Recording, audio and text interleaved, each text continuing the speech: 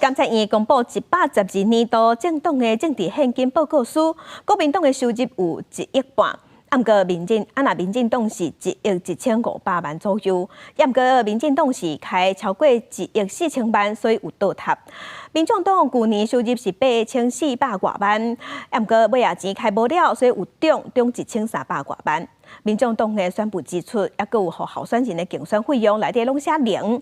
民众党是解释讲，因有协助候选人辅选，毋过因无变预算。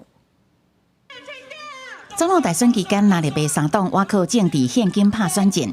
监察院15公布112年度政党政治现金的会计报告书。目前因为政党政治假效丰沛，民众党根据监察院公布，去年收入8427万元，支出7103万元，出来钱是三党上济，还有1356万5767块。不过民众党的选务费用支出，也甲互候选人的竞选费用拢是0，引起关心。比如说我在选台北市，那当然就是地方党部那边配合我这样子。那比如说包括有一些什么像文宣啊，或者他们办活动，我们就顺道，就是这样子。但就是中央党部就是并没有就是拨一笔经费给你们，特别的没有。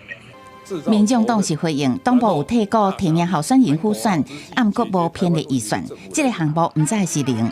但是民进党政治现金的收入有1.15亿，排名第2。虽然总统选赢却是3党内底唯一负担，还阁无到2587万。国民党收入超过民进党。且当时竞选前阶段是对抗蓝白合，选情较焦灼紧绷。不过，民进党还是尽全力投入选举，瓦解他们的政治分赃。监察院资料显示，民进党去年收入1亿1596万元，支出达到1亿4184万元，详细是选务费用6343万元，佮加其他支出，所以计算了后是负2587万5753块。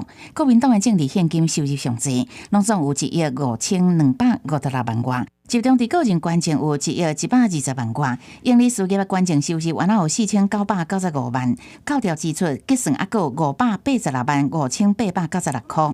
国民党面对政治现金，一直以来都是秉持着一贯的原则，就是依法办理，据实以报。